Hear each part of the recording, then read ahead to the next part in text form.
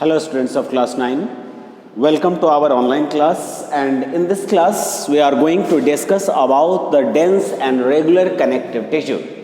In previous class we already have to discuss about the loose connective tissue that are arranged loosely between the cells and the tissues. यानी ये loosely arranged tissues थे जो हमने previous class में discuss किया. And in this class we are going to discuss about the dense and regular connective tissue. हम लोग dense और रेगुलर कनेक्टिव टिश्यू के बारे में डिस्कस करने वाले हैं. कहता है कि these are the fibrous tissue. ठीक है, कनेक्टिव टिश्यू है तो इसमें ये क्या है, एक तरह का फाइब्रस टिश्यू है. Cells of this tissue are arranged in regular and systemic manner. इनके जो सेल्स होते हैं वह रेगुलर और सिस्टमिक मैनर में अरेंज्ड होते हैं. They are arranged in bundles. And why these are arranged in bundles? Because they most appropriately have to gain sufficient strength, because it has the required to provide strength to the all tissues to which these are trying to connect. यानी जिसे भी इसे connect करना है उसे इसको strength provide करना है, इसे मजबूती देनी है.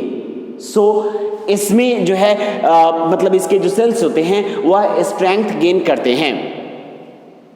अब कहता है कि इसमें दो तरह के जो ये dense and regular connective tissue है, इसमें जो है वह कुछ सेल्स और कुछ फाइबर्स भी होते हैं, जिसमें फाइबर्स के बीच में जो सेल्स अरेंज होते हैं these are called fibroblast cells. यहाँ पे आप देख सकते हो कि बहुत सारे फाइबर्स अरेंज्ड होते हैं. एक सिस्टमिक मैनर में फाइबर्स अरेंज्ड होते हैं, एक सिस्टमिक मैनर में फाइबर्स के बीच में कुछ सेल्स भी अरेंज्ड हो जाते हैं. ठीक है, और इन्हीं सेल्स को हम लोग कहते हैं फाइब्रोब्लास्ट सेल्स कहा जाता है. ठीक है, इन सेल्स को क्या कहेंगे? फाइब्रोब्लास्ट सेल्स कहते हैं. ठीक है, और यही सेल्स जो है वह इसे स्ट्रेंथ प्रोवाइड, फाइबर्स जो है वह स्ट्रेंथ प्रोवाइड करते हैं और सेल इनके सर्वाइवल में हेल्प करता है. ठीक है स्टूडेंट्स, आगे आते हैं कि ये जो सेल्स होते हैं जिसे हम लोग dense and regular connective tissue कहते हैं वह दो टाइप के होते हैं. एक को हम लोग कहते हैं टेंडन्स. ठीक है, एक है टेंडन्स और दूसरा होता है जिसे हम लोग कहते हैं लीगामेंट्स.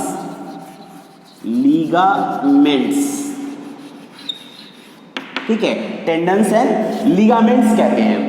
ठीक है स्टूडेंट्स, अब ये टेंडन्स और लीगामेंट्स का फंक्शन क्या है, तो यहां पे आप देख सकते हो टेंडन्स का एक्चुअल फंक्शन होता है कि it helps to connect bone to the muscle. यानी ये जो मसल है, ठीक है, ये स्केलेटल मसल है, that is connected with the skeletal and provide और and help it to move. यानी मूवमेंट में ये हेल्प करने वाला स्केलेटल मसल जो हमने पढ़ा था मसल टिश्यू में. और इस मसल को इस बोन के साथ अटैच करने का काम होता है टेंडन्स का. ठीक है, यह एक स्ट्रेंथ के साथ इसको अटैच रखता है जिससे मसल्स बोन से अलग ना हो, वह बोन्स के साथ कनेक्टेड रहे. ठीक है स्टूडेंट्स, और इसके बाद आता है बारी लिगामेंट्स की. तो लिगामेंट्स कहाँ होते हैं? Ligaments are present here that help to connect one bone.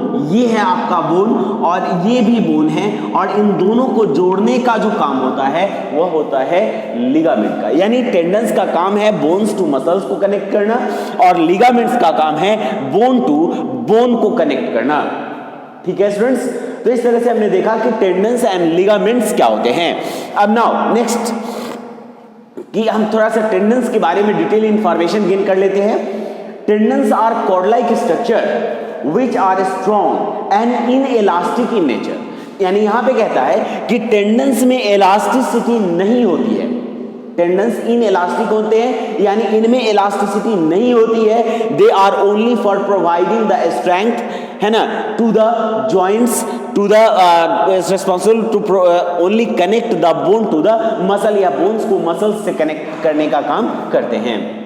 ठीक है स्टूडेंट्स, अब यहां पे कहता है कि it is a bundle of white collagen fibres arrange together by areolar connective tissue, यानी कि ये व्हाइट कोलाजन फाइबर्स के अरेंजमेंट होता है इसमें, किस यहां पर, ठीक है, व्हाइट कोलाजन फाइबर्स का अरेंजमेंट होता है। और ये कोलाजन फाइबर्स, ठीक है ना, कहता है कि व्हाइट कोलाजन फाइबर्स जो अरेंजमेंट होता है, जो वो आपस में बंडल में बंधे हुए थे, यानी इन्हें टाई कर दिया जाता है। और किसके साथ टाई किया जाता है? तो एरियोलर टिश्यू के साथ इसे टाई कर दिया जाता है। इसे अरेंजमेंट मतलब टाइट कर दिया जाता है, टुगेदर एक साथ बांधा जाता है। और ये कहता है कि इसमें फाइब्रोब्लास्ट सेल्स होते हैं, ठीक है ना, जिसे हम लोग टेंडिनोसाइट्स कहते हैं। जो ये फाइब्रोब्लास्ट सेल्स हैं, इसका एक अनदर नाम भी होता है इन फाइब्रोब्लास्ट सेल्स का, इसे हम लोग कहते हैं टेंडिनोसाइट्स। टेंडिनोसाइट्स, ठीक है। इसी टेंडिनोसाइट या टेंडिनोसाइट इसके अंदर अरेंज होता है। And tendinocytes have great strength but their flexibility is limited. उनका स्ट्रेंथ बहुत ज्यादा होता है, लेकिन उनमें ज्यादा फ्लेक्सिबिलिटी नहीं होती है। वह ज्यादा इलास्टिसिटी को कंसिस्ट नहीं कर सकती, वह ज्यादा एक्सपेंशन एंड कॉन्ट्रैक्शन फेजेस को परफॉर्म नहीं कर सकते, ठीक है। इनका फंक्शन क्या होता है? तो tendons are join the skeletal muscle with the bones, यानी जैसा हमने पहले भी डिस्कस किया कि टेंडन्स जो हैं वह बोन्स को स्केलेटल मसल से जोड़ने का काम करते हैं।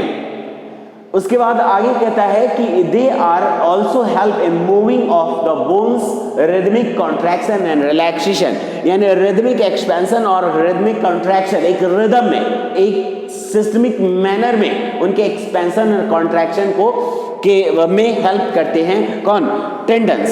नेक्स्ट है लिगामेंट्स। लिगामेंट्स जो है वह लिगामेंट्स जो होते हैं वह भी एक कनेक्टिव टिश्यू है और उसका काम ही होता है बोन से बोन को जोड़ना। ये जो है वह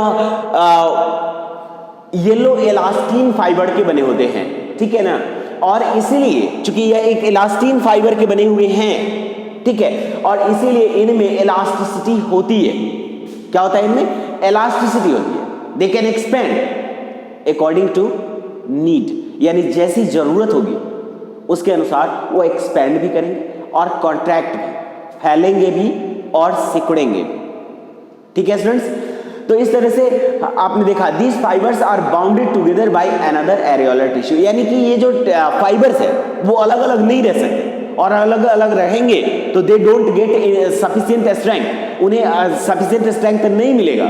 और इसीलिए इनमें लूज कनेक्टिव टिश्यू जो होते हैं, एरियोलर टिश्यू, ये एरियोलर टिश्यू इसको टाई कर देते हैं, बांध देते हैं, बंडल बना देते हैं, और इस कारण से ये ग्रेट स्ट्रेंथ को गेन कर पाते हैं अलॉन्ग विद द इलास्टिसिटी, यानी इलास्टिसिटी के साथ उसे स्ट्रेंथ इज सफिशिएंट स्ट्रेंथ मिल जाता है, जिसके कारण वह एक्सपेंशन और कॉन्ट्रैक्शन फेज को परफॉर्म कर पाते हैं, ठीक है स्टूडेंट्स। एंड कहता है कि fibroblast are scattered between the fibres, यानी कि जो फाइबर्स के बीच में ये फाइब्रोब्लास्ट सेल्स जो है वह स्कैटर्ड होती है, यानी बिखरे हुए होते हैं जहां तक, ठीक है, क्योंकि वह मैट्रिक्स को अगर लिविंग बनाए रखना है तो इनका सेल्स का स्कैटर होना एसेंशियल है, जरूरी है, ठीक है। अब अगले कहता है कि इसका फंक्शन तो वही provide flexibility to the skeleton, यानी स्केलेटन को फ्लेक्सिबिलिटी प्रोवाइड करना, और अलॉन्ग विथ इसका मतलब ज्वाइन बोन टुगेदर, यानी बोन से बोन को आपस में जोड़ना, ये काम होता है किसका? लिगामेंट्स का। अब उसके बाद आता है एडिपोज टिश्यू, ठीक है। एडिपोज टिश्यू कौन है? हम लोग देखेंगे एडिपोज टिश्यू।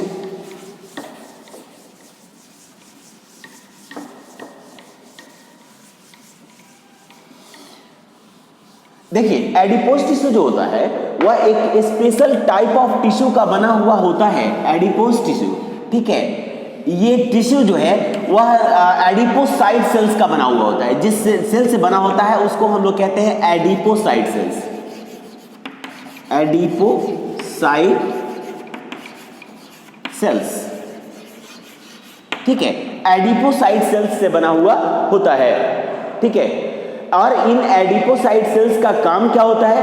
तो ये एडिपोसाइट सेल्स जो होते हैं, एडिपोसाइट जो सेल्स होते हैं, ये एडिपोसाइट सेल्स एक खास तरह के सेल्स होते हैं जिसके बीच में एक लार्ज एम्प्टी स्पेस अवेलेबल होता है। These empty space are help to store fats, store fat. इनका काम होता है फैट को स्टोर करना। कौन से हैं? Adipose tissue.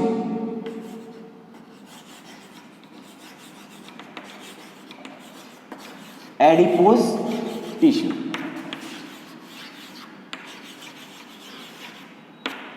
यहां पे ध्यान देना है कि एडिपोज टिश्यू जो है वह एक खास तरह का सेल जिसे हम लोग एडिपोसाइट सेल्स कहते हैं, एडिपोसाइट सेल्स कहते हैं। इसी एडिपोसाइट सेल्स का बना हुआ होता है जिसमें फैट प्रिजर्व मतलब जो है वह जमा होता है। ये फैट ग्लोबुल्स को कंसिस्ट करते हैं अपने अंदर और फैट को जमा करके हमारे बॉडी में एक फैट रिजर्वियर यानी फैट को जमा करने वाला एक साधन, एक मींस बन जाते हैं। ये सभी जगह अरेंज होते हैं, ठीक है। इनमें जो मतलब एडिपोसाइट सेल्स होते हैं, कहता है कि the matrix of these cells contain fibroblast. इनके जो मैट्रिक्स होते हैं वह फाइब्रोब्लास्ट को कंसिस्ट करते हैं, फाइब्रोब्लास्ट सेल्स भी इसमें होते हैं, ठीक है। और ये अरेंज कहाँ होते हैं? तो ये इनका जो मतलब ऑक्यूरेंस होता है फाउंड इन बिना द स्किन, यानी यह स्किन के नीचे अवेलेबल होते हैं, या ब्लड वेसल्स के आसपास अरेंज होते हैं, या डिफरेंट ऑर्गन्स का जो एम्प्टी स्पेस, हॉलो स्पेस हमारे बॉडी में होता है, सिलोम्स होते हैं, खाली जगह होता है, उस जगह में अरेंज कर दिया जाता है फॉर फिलिंग द स्पेस। और एक और इंपॉर्टेंट वर्क करते हैं, है ना, यह कहता है कि these are around the blood vessels and kidneys, है ना, and covering of heart between the internal organs in yellow bone marrow, यानी बोन मैरो के येलो बोन मैरो के आसपास में भी अरेंजमेंट इसका होता है, ठीक है स्टूडेंट्स। अब इसका फंक्शन क्या होता है? तो इसका फंक्शन होता है नंबर 1 स्टोर फैट्स। इसका काम होता है फैट को स्टोर करना। दूसरा काम होता है कि यह एक शॉक एब्जॉर्बिंग सरफेस भी बनाते हैं, shock absorbing surface, absorbing surface बनाते हैं।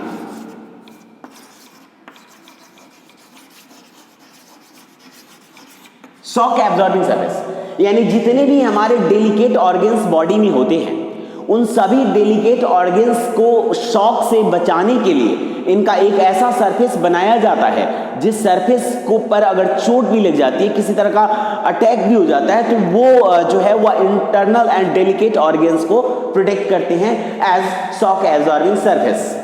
इसके बाद आता है कि it acted as storage tissue by storing fat, यानी यह एक स्टोरेज टिश्यू के तौर पर भी वर्क करते हैं, जैसा हमने पता है कि यह फैट को स्टोर करते हैं। It provides shape to various body parts, ये हमारे बॉडी के डिफरेंट पार्ट्स को शेप एंड साइज प्रोवाइड करते हैं, हमारे स्किन को फर्मनेस प्रोवाइड करते हैं, हमारे बॉडी में रिंकल्स को आने से रोकते हैं, और उसके साथ साथ हमारे बॉडी में एक इंसुलेटिंग कवर भी बनाते हैं। इस इंसुलेटिंग कवर के कारण हमारे बॉडी से ज़्यादा अमाउंट में हीट बाहर नहीं निकल पाता है, और इस तरह हमारे बॉडी का एक एवरेज टेम्परेचर मेंटेन रहता है, ठीक है। तो इसके बहुत सारे अलग अलग वर्क्स हैं, लेकिन इसमें ज़्यादा डिस्क्रिप्शन इसलिए नहीं है क्योंकि यह एक सिंपल से सेल होते हैं, लेकिन इसमें देखिएगा थोड़ा सा डिफरेंट होता है अलग सेल्स मतलब अदर सेल्स से। देखिए इसमें क्या होता है कि इसमें खाली जो है वह स्पेस होता है बीच में, और जिसमें फैट स्टोर किया जाता है एज लाइक प्लांट सेल, ठीक है। और इसका जो न्यूक्लियस होगा वह न्यूक्लियस इसके सेंटर में ना रहकर और प्लांट के पैरेन्काइमेटस सेल्स की तरह किसी साइड में जाकर यह न्यूक्लियस अरेंज हो जाएगा। क्यों? For providing sufficient space to store fat, यानी जो इसका मेन काम है उस मेन काम को इस या फंक्शन को मेन फंक्शन को परफॉर्म कर सके, इसके लिए ये सारे अरेंजमेंट्स होते हैं, ठीक है स्टूडेंट्स। अब नेक्स्ट क्लास में हम लोग पढ़ेंगे स्केलेटल टिश्यू क्या होता है और ये हमारे बॉडी में कैसे फंक्शन परफॉर्म करता है, ठीक है स्टूडेंट्स। ओके।